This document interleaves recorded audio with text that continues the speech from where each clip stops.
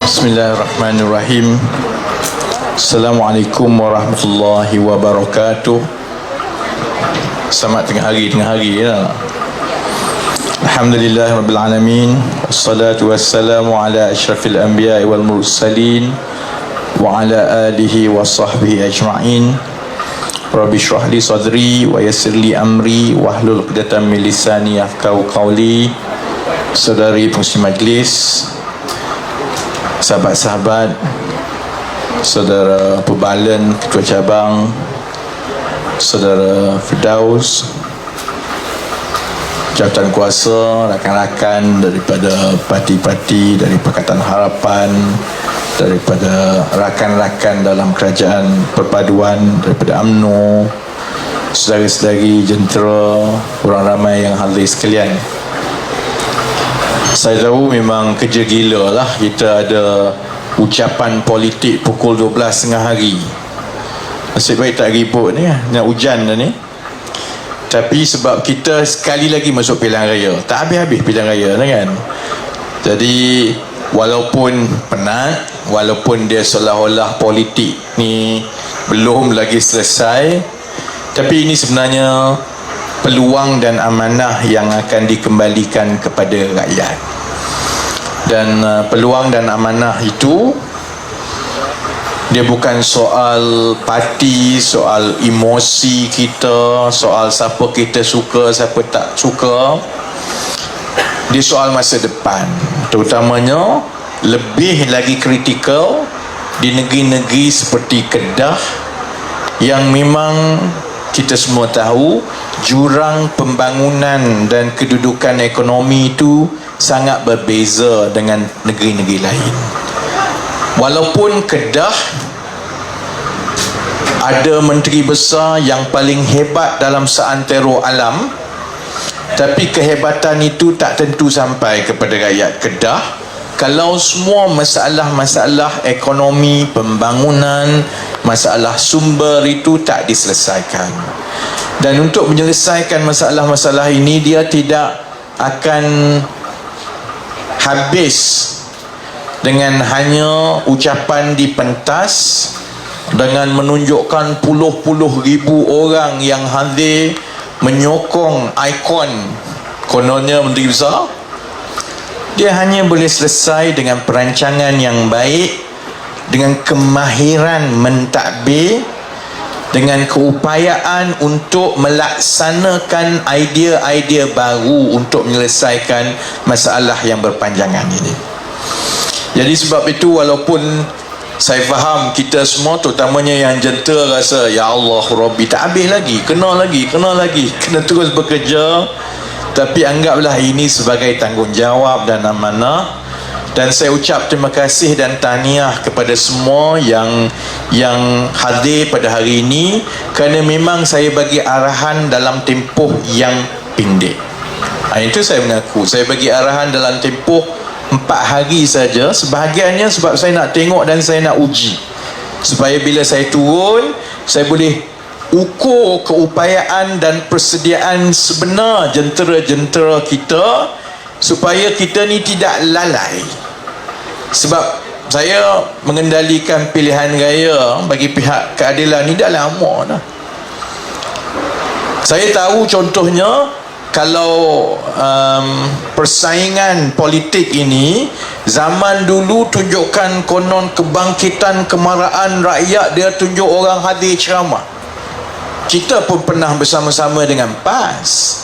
Kita tahu contohnya, kalau dibuat secara bersepadu, satu program dia kerah satu negeri, memang dah ada 5-10 ribu orang, tapi yang datang itu satu negeri, dia tidak melambangkan sokongan di situ, dia juga tidak melambangkan kekuatan jentera di situ. Sebab itu, daripada pengalaman saya pernah sepentas dengan PAS, dari dulu pun saya tak pernah percaya bulat-bulat yang hadir itu, kerana saya tahu yang datang itu banyak juga peminat politik, pelancong politik. Kadang-kadang bila saya ceramah dekat-dekat pilihan raya kan, saya pergi Johor Bahru, saya tengok muka tu, Saya pergi ke Ledang Utara, tengok muka tu. Saya pergi ke Muar, ada lagi kau? Ada. Sebab apa? Saya seronok. Jadi kita tahu semua ni kan. Tapi apa yang kita buat pada hari ini ialah berbeza daripada persediaan pilihan raya yang pernah dibuat sebelum ini. Saya bagi notis yang pendek. Pertama, saya pergi pada waktu-waktu yang selalunya bukan waktu biasa untuk orang berceramah, dan saya minta supaya dibuat serentak seluruh negara. Semalam pelancaran serentak di Kelantan dan Terengganu. Hari ini pelancaran serentak di Kedah dengan Penang. Esok pelancaran serentak di Selangor dengan Negeri Sembilan, supaya saya nak tengok kekuatan sebenar jentera dan sokongan di bawah itu yang tidak terpengaruh sangat dengan selebriti politik. Jadi bila kita buat serentak, semua orang kena tumpu kawasan. Itu juga bermakna pimpinan pusat sekarang ni tambah Pakatan Harapan, Kerajaan Perpaduan dan menteri-menteri semua. Jadi menteri semua kita tabur semua, kita tengok di mana kan. Jadi alhamdulillah, saya ucap terima kasih sekali lagi. Kalau saya jadi ketua cabang pun, cabang saya, kalau pengarah pilihan raya pusat bagi tempoh 3 hari untuk bersiap sedia, saya pun muka masam lah. Tapi alhamdulillah, tadi saya disuka menanti pagi, sekarang tengah hari, masa tengah panas saya di gurun. Saya boleh beritahu bahawa pengalaman saya mengendalikan pilihan raya, ada beberapa pilihan raya ni, insya-Allah ini satu permulaan yang baik, yang dalam tempoh 5 minggu lagi saya yakin kita berpeluang untuk mempertahankan kerusi-kerusi yang keadilan telah menangi sebelum ini. Disuka menanti di gurun, dan insya-Allah lepas ini saya ke Bukit Selambau, kemudian malam di Sidam dan Kulim. Malam hari ini saya tumpu 5 kerusi yang memang keadilan telah menang lama daripada dulu, dan saya tengok insya-Allah, saya tenang bahawa kita ada anjakan masa 5 minggu yang cukup untuk membina kekuatan untuk kita mempertahankan kursi-kursi ini dan membuat kejutan dalam keadaan kalau ikut orang PAS dan juga Sanusi, 2 bilion orang Kedah telah pun menyokong Perikatan Nasional. Saya duk kira setiap satu yang dia mengaku kan, sana 100,000, sini 200,000. Saya kira-kira lebih kurang berbilion dah orang Kedah ni sebenarnya. Jadi saya yakin dalam dia duk mengaku semua ini, insya-Allah kita akan ada masa dan anjakan yang cukup untuk kita mempertahankan kursi-kursi seperti gurun. Saudari Izzah sudah pun sampai. Jadi saya boleh berhenti di sinilah. Gurau je, gurau. Baik. Selalunya orang tanya lah, apa keadaan, boleh menang ke tidak, macam mana ni? PAS Perikatan Nasional kata lepas ini sapu bersih dan sebagainya. Kalau di negeri Kedah keadaannya 50-50, saudara-saudari. Itu saya boleh beritahu, dan itu bukan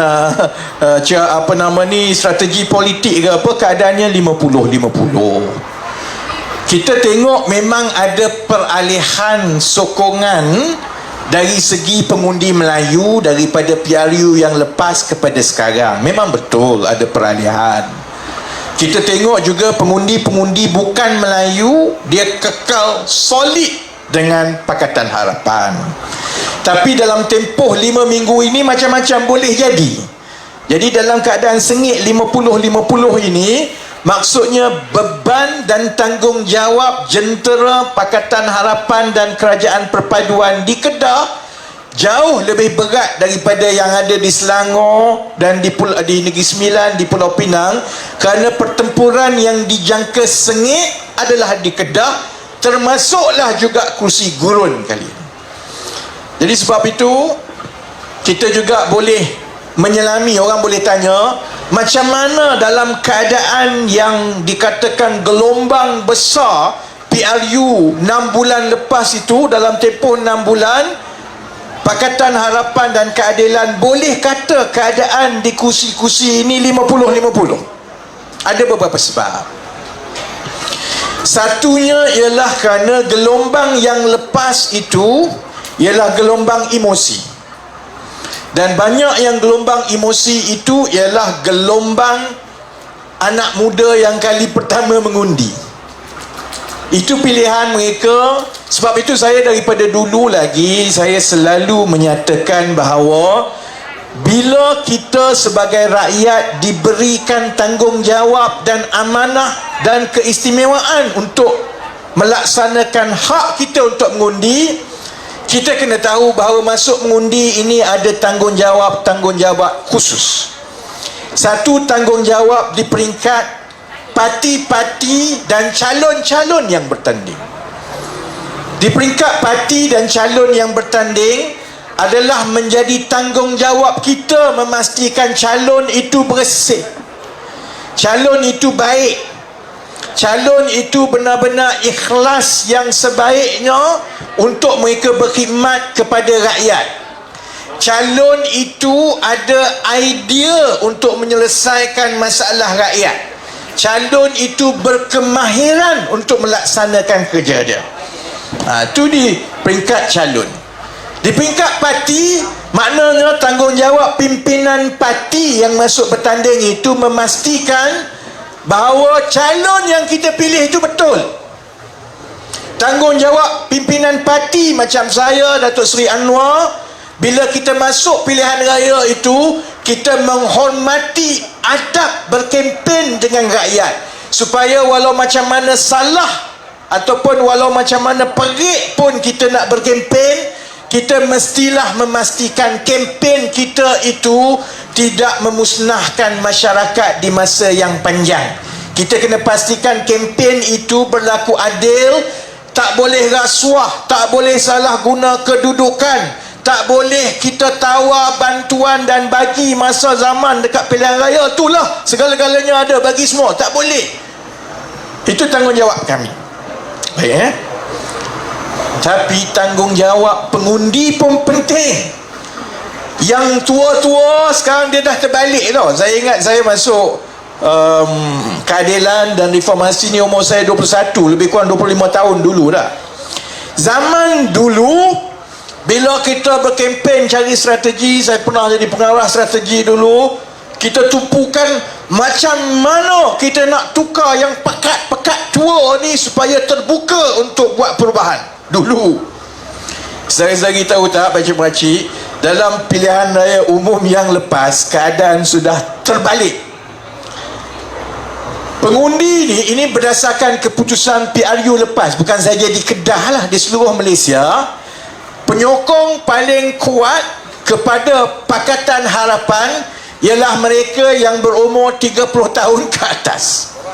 Lagi tua dia, lagi kuat dia sokong Pakatan Harapan. Dia tak timbul dah masalah yang dulu yang kata Allah, pengundi yang saluran 1, saluran 2 ni susah. Sebenarnya yang saluran 1 dan saluran 2 itulah yang lebih banyak mengundi Pakatan Harapan dan insya-Allah parti-parti kerajaan perpaduan kali ini. Yang ada gelombang yang disebut itu terutamanya ialah pengundi kali pertama yang umur 18-19. Saya tak salahkan mereka kerana ini kali pertama mereka mengundi. Dan bila kempen pilihan raya itu, kita ada parti-parti yang tidak bertanggungjawab, yang main emosi dan wang semata-mata, dia akan ada kesan.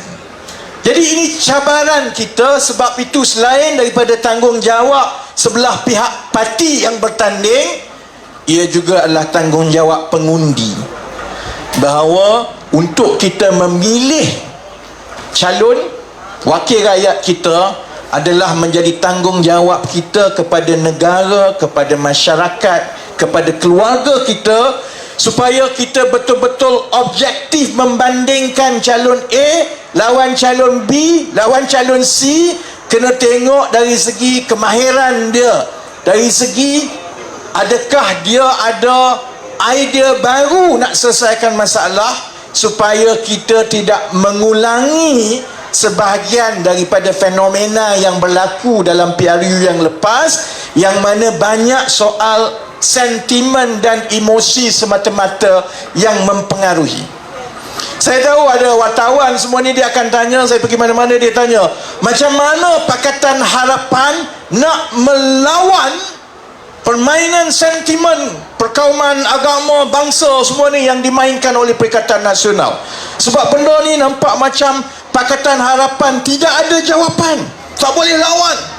Walau benda yang dikatakan tu memang hati kita tak boleh terima, tapi dia ada kesan kepada pengundi-pengundi yang sentimen dan emosinya tinggi. Kalau saya tengok yang terbaru ni, dia viral, pimpinan PAS dia dah sampai ke peringkat bila dia berkempen, dia kata balik mengundi mempertahankan kerajaan Islam itu adalah wajib hukumnya.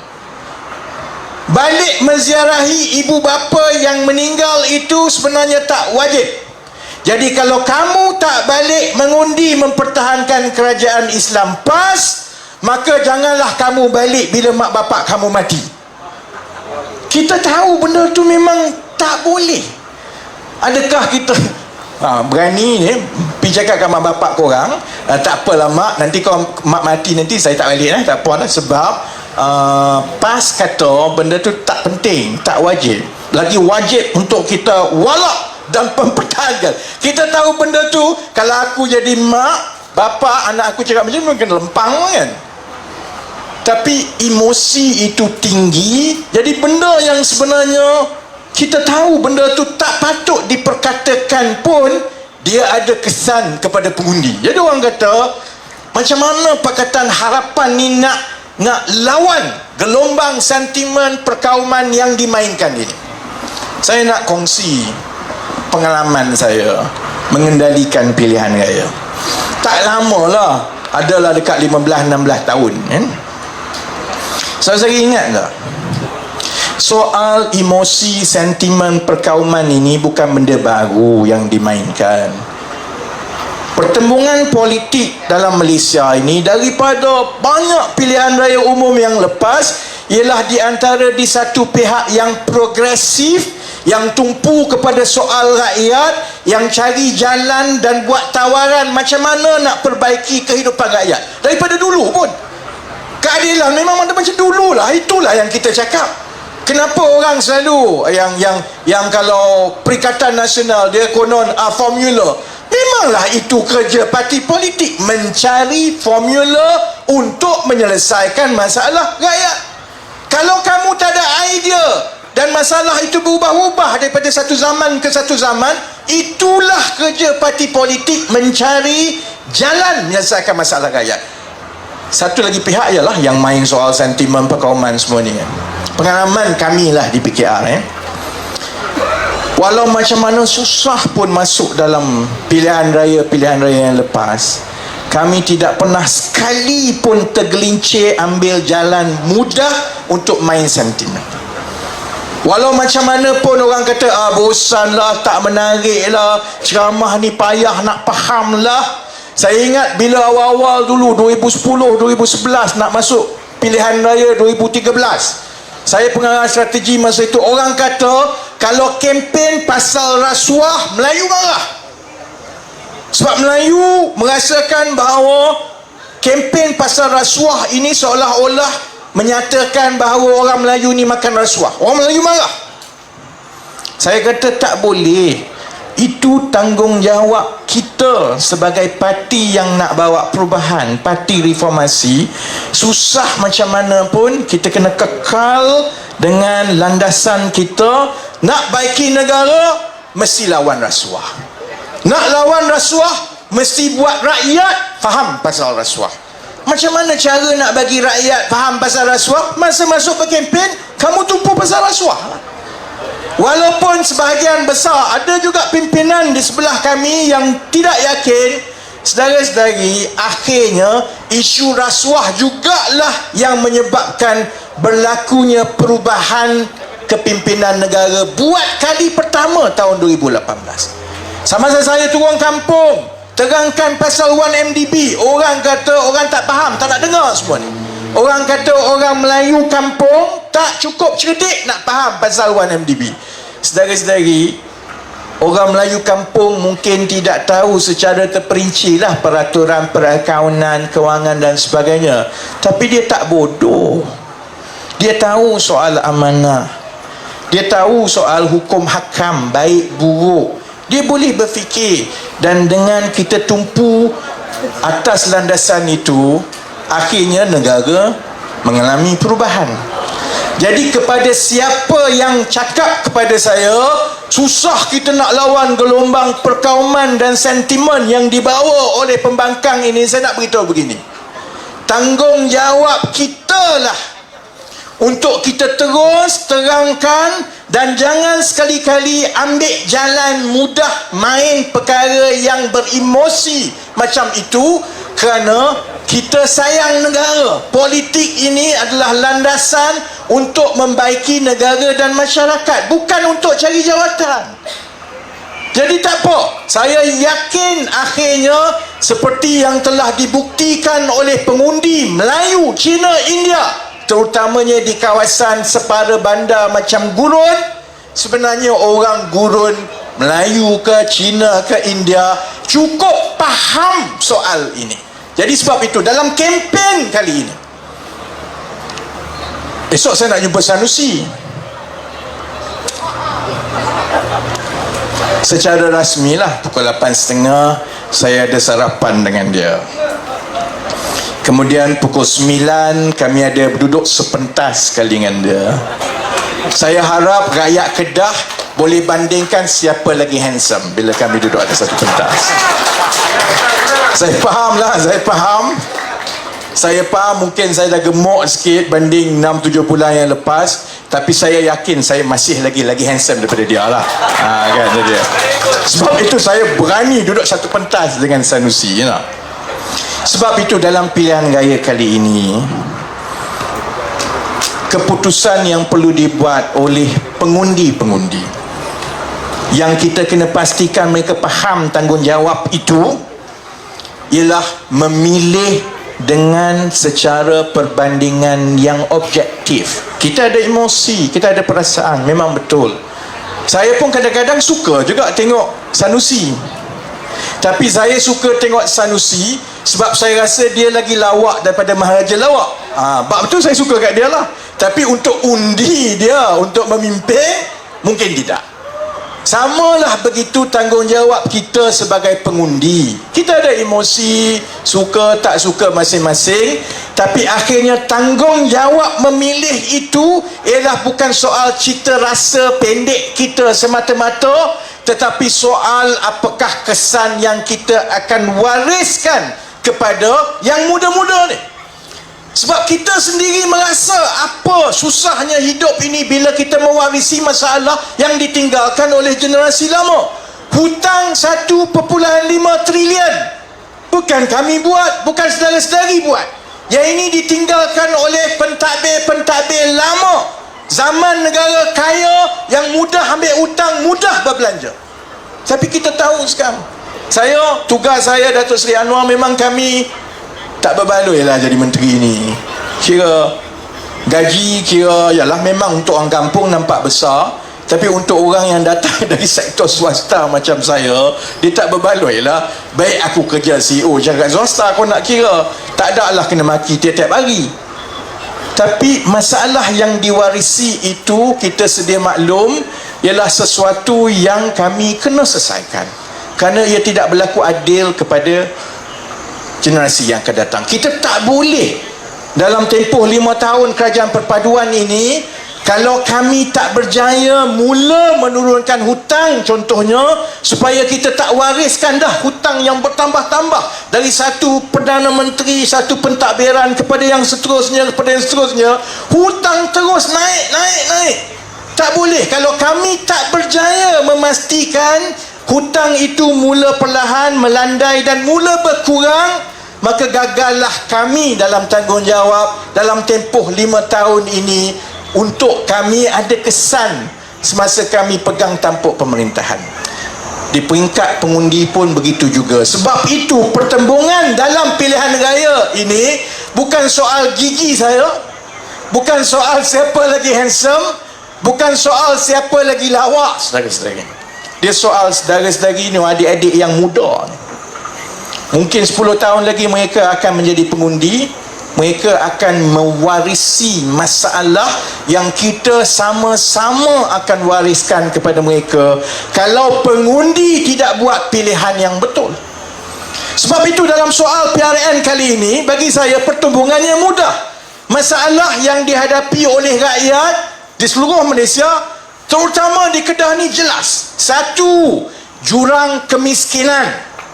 Negeri Kedah antara 5 negeri paling miskin di Malaysia. Perdana Menteri pernah datang daripada Kedah. Banyak menteri pernah datang daripada Kedah. PAS kuat daripada dulu dan PAS pernah berada dalam kerajaan persekutuan. Tapi sedikit pun tidak mengubah kedudukan rakyat di Kedah. Macam itulah dulu, macam itulah sekarang. Kalau tak bertukar, makin teruk di masa akan datang. Itu pertama. Soalnya, siapa yang boleh mentadbir Kedah dengan program yang lebih khusus, yang lebih kreatif untuk membantu miskin tegar, orang miskin kat bawah ni. Kalau tanya saya, menarik pelabur tak payah. Mengembangkan syarikat-syarikat besar tidaklah serumit untuk mengeluarkan orang bawah ini daripada kemiskinan.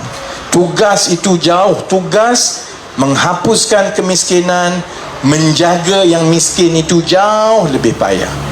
Sebab itu saya minta supaya pengundi nanti bila kita ada 5 minggu nak bertanding ni, saya minta supaya pengundi daripada awal, saya pacak hari ni, bandingkan rekod kami kerajaan perpaduan di pusat, macam mana kami tumpu kepada kemiskinan, berbanding dengan macam mana Sanusi dan Perikatan Nasional banteras soal kemiskinan sepanjang mereka berkuasa. Orang kalau tanya saya, kenapa tidak ada program-program besar, projek-projek besar untuk hidupkan ekonomi? Sebab bila kita ambil alih perkara yang paling penting, kita tumpu kepada yang paling bawah. Sebab itu ia soal basmi kemiskinan. Datuk Seri Anwar peruntukkan jumlah yang paling besar dalam sejarah negara untuk menoktahkan kemiskinan. Untuk siapa? Untuk pengundi-pengundi rakyat yang sebahagiannya berada di Kedah, kerana Kedah adalah antara negeri yang paling ramai dari segi tahap kemiskinannya. Tidak cukup dengan peruntukan, kita juga tahu bahawa mengeluarkan orang daripada kemiskinan ini satu perkara yang rumit. Bagi bantuan saja tiap-tiap bulan boleh bagi, tapi dia tak keluar kemiskinan. Kita kena bagi dia joran. Kita kena bina keyakinan dia untuk dia mula ada pendapatan yang berterusan. Kita kena pastikan bahawa dia bukan saja ada wang, tapi dia mula ada kemahiran untuk turut serta dalam ekonomi. Sebab itu kita tak bagi wang buta-buta, kita bagi dia peluang menjana pendapatan mengikut template-template yang kita dah buat. Sebab kita tahu cara dulu, ambil duit 20,000 sila pergi berniaga. Dia tak boleh buat, bukan sebab dia malas. Berniaga tu tak mudah. Jutawan pun bankrupt berniaga. Kamu nak suruh orang yang miskin tegar ni berniaga, kerajaan ingat hanya bagi duit macam itu selesai? Tak boleh. Kita kena buat semua untuk dia. Cari tempat untuk dia, bagi kelengkapan latih dia, bayar elektrik dia, bina infrastruktur supaya dalam tempoh 2 tahun itu, sementara dia dapat gaji dan pendapatan 1,500, 2,000 tambahan tiap-tiap bulan untuk keluarkan dia, dia juga dalam tempoh 2 tahun ada keyakinan, dia seronok untuk bekerja. Dia tahu bahawa sebenarnya boleh dibuat. Walaupun susah sebelum ini, dengan segala ekosistem yang kerajaan dah buat, maka insya-Allah mereka boleh teruskan berniaga, ada pendapatan, dia ada koperasi dia sendiri, dia ada rakan-rakan dalam masyarakat yang akan bantu dia. Saudara-saudari, kami bukan nak masuk bakul angkat sendiri. Lagipun saya berat kalau saya masuk bakul angkat sendiri, saya tak terangkat. Saya sebut yang itu sebab saya nak tanya, Dengan segala pentadbiran yang bertukar sebelum ini, pernahkah ada satu pentadbiran kerajaan pusat yang ada program basmi kemiskinan yang sebegitu lengkap, dengan peruntukan yang sebegitu banyak, dengan iltizam yang sebegitu kuat? Sebab itu saya tanya kepada kawan-kawan PAS, yang paling banyak miskin di negeri-negeri yang ditadbir Perikatan Nasional, di Kelantan, di Kedah, di Terengganu, saya nak tanya, apa sebenarnya perancangan kerajaan Perikatan Nasional untuk basmi kemiskinan ni? Pernah pakcik-makcik dengar dah kampung? Pernah? Dia tak bercakap sebab dia tak ada perancangan, dia tak peduli pun. Saya rasa dia tak reti tu satu hal. Saya tak rasa dia peduli pun tau. Saya tak rasa dia tak peduli. Sebab itu bila kita bincang pasal, bila kita mula tanya dia, apa kamu akan buat untuk orang miskin, terutama negeri-negeri yang kamu tadbir ni, yang kalau Kelantan dah 33 tahun, jumlah miskin itu makin bertambah tiap-tiap tahun, apa kamu buat? Maka dia akan ambil jalan yang paling mudah, iaitu ini semua salah kerajaan persekutuan. Baik, bab itu saya nak jawab sebelum Izzah sambung lepas ini. Saya pun nak bergerak ke tempat yang seterusnya. Kita semua tahu dalam kempen kali ini, Perikatan Nasional akan kata ini semua salah kerajaan persekutuan. Ada beberapa perkara saya nak tanya. Pertama, kalau Kedah ni, saudara-saudari tahu tak, pendapatan tahunan kerajaan Kedah sehingga 80% daripada hasil tahunan kerajaan Kedah ni datang daripada projek-projek persekutuan. Tahu tak? Sebab 8 sehingga 80% hasil kerajaan negeri Kedah datang daripada selatan Kedah yang Kulim High-Tech Park semua. Yang ni yang ada kilang kat Gurun ini, dan insya-Allah saya dimaklumkan ada kilang baru lagi, kilang kereta baru lagi dekat Gurun lepas. Yang kerajaan negeri duk kutip hasil dia tu, sehingga 80% ialah hasil daripada projek-projek yang di bawah seliaan dan pembiayaan kerajaan persekutuan. Itu satu. Jadi saya nak tanya, kamu untuk tadbir selama ini ni, apa yang kamu buat untuk tambah lagi pendapatan kerajaan negeri dalam bidang-bidang yang dalam kawalan kamu? Kerajaan persekutuan, kita dah sumbang, kita dah bangunkan pelaburan, bawa pelabur masuk. Kalau Sanusi kata bawa pelabur masuk tu kerja dia, lawak lah. Semua orang tahu bahawa bidang kuasa pelaburan bukan bidang kuasa kerajaan negeri lah. Bidang kuasa pelaburan ini ialah bidang kuasa persekutuan. Yang luluskan persekutuan, yang luluskan infrastruktur pelaburan, buat semua tu persekutuan. Yang bagi lesen persekutuan. Yang ambil hasil daripada hasil tahunan, bayar quick rent, bayar semua tu siapa? Kerajaan negeri, kan? Baik, kami dah buat dan akan terus buat. Cuma satu besar negeri Kedah ni, yang dalam hasil, yang dalam bidang kuasa kamu, apa kamu buat? Apa perancangan?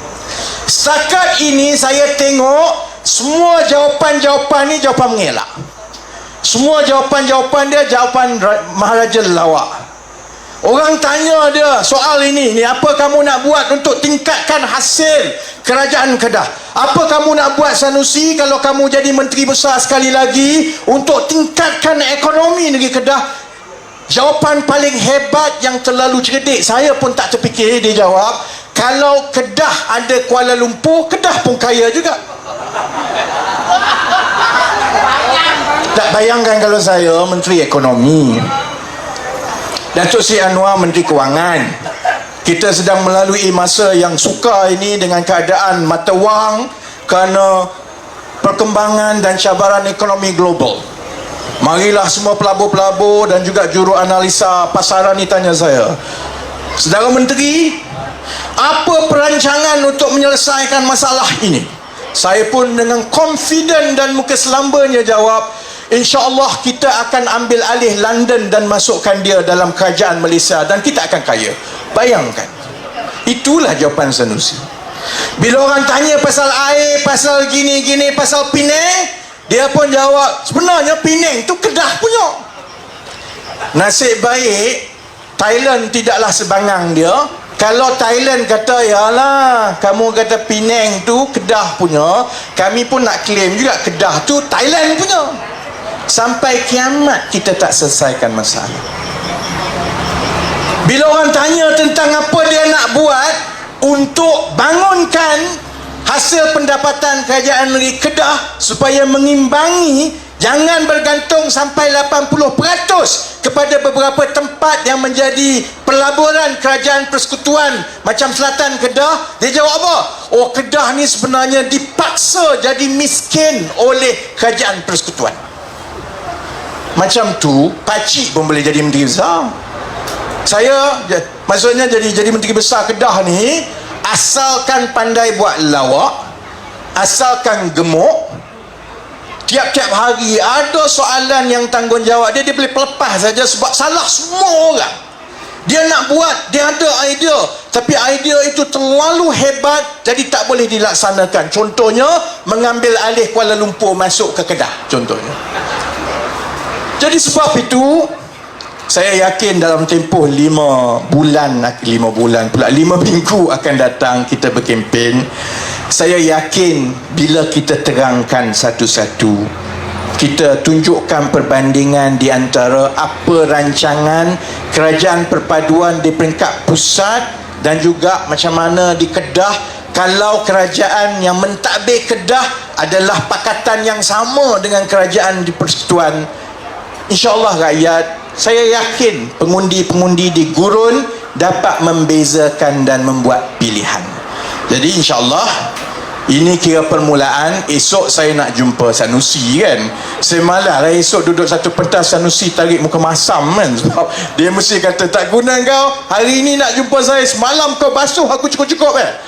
Jadi saya simpan lebih banyak lagi untuk minggu-minggu yang akan datang lepas saya jumpa Sanusi, dengan syarat kita akan datang berkali-kali, banyak pusingan lagi. Dalam round seterusnya kita harap bila kita buat malam masa ceramah besar, saya minta saudara-saudari bawa seberapa ramai untuk dengar. Pilihan untuk mengundi itu adalah hak masing-masing dan kita hormati. Menang kalah itu tidak mengubah komitmen kita untuk terus bantu rakyat. Saya bila ambil alih Menteri Ekonomi, salah satu tanggungjawab Menteri Ekonomi ialah menentukan peruntukan pembangunan jalan, jambatan semua ni kepada negeri-negeri. Saya tak tukar sedikit pun bahawa peruntukan yang paling besar mestilah pergi kepada 6 negeri yang jurang pembangunannya paling besar: Sabah, Sarawak, Kelantan, Terengganu, Kedah, Perlis. Walaupun Kedah, Perlis, Kelantan, Terengganu semua negeri pembangkang, saya tak ubah. Maksudnya saya tahu politik-politik juga akhirnya saya kena jawab dalam kubur. Saya tahu bahawa menggunakan kuasa itu untuk berpolitik, walaupun saya mungkin menang di dunia, mungkin nanti kalah dalam kubur. Jadi yang itu jangan bimbang. Cuma alangkah baiknya kalau semua yang dirancang oleh kerajaan persekutuan, sumber yang diberikan kepada kerajaan Kedah ini disambut lebih baik oleh kerajaan negeri Kedah, sebab dia tahu nak buat apa, dia tahu macam mana nak membantu, dia tahu bahawa kerja dia sebagai menteri besar itu mentadbir untuk yang terbaik kepada rakyat, bukan untuk berpolitik 100% sepanjang masa, dan supaya dia tahu kerja dia bukan untuk cambahkan idea-idea gila macam nak ambil alih Kuala Lumpur masuk Kedah. Jadi insya-Allah dalam minggu-minggu akan datang, saya doakan saudara-saudari mulakan momentum ini. Pengalaman saya ia permulaan yang baik. Saya ingat masa kita masuk PRU 15 dahulu, orang kata Pakatan Harapan ni tak ada peluang sebab kalah Johor, kalah Melaka, kalah Teruk. Orang rasa pesimis, ini tak ada harapan ni. Tapi saudara-saudari, dengan segala kekangan itu, alhamdulillah dah 7 bulan Pakatan Harapan menjadi tulang belakang kerajaan perpaduan. Jadi saya juga yakin dengan permulaan yang hari ini, saya yakin 5 minggu ini kita akan dapat membina momentum itu sederap demi sederap, dan insya Allah kita akan memastikan kerusi gurun akan menjadi salah satu daripada kerusi kerajaan perpaduan yang akan ada di negeri Kedah ni. Boleh? Oh, macam tu saya tak nak datang sekali lagi lah. Okey, simpan sekejap, saya nak tanya sekali lagi. Boleh ke tidak? Boleh lah. Jadi saya ingat itu persimpangan yang baik untuk saya serahkan kepada saudari Izzah. Saya doakan saudara-saudari terus cekal. Ingatlah bahawa politik ini ialah untuk anak cucu kita. Dia bukan soal apa yang kita dapat hari ini. Kita azam untuk tidak mewariskan masalah yang kita warisi, dan itu pahala dia besar nanti, yang hanya Allah tahu macam mana untuk bagi rahmat kepada kita di kemudian hari. Dengan doa itu, terima kasih banyak-banyak. Selamat maju jaya, kerja kuat-kuat, kerja keras. InsyaAllah kita akan terus menang di gurun. Saya sudahi dengan wabillahi taufiq wal hidayah. Wassalamualaikum warahmatullahi wabarakatuh. Terima kasih.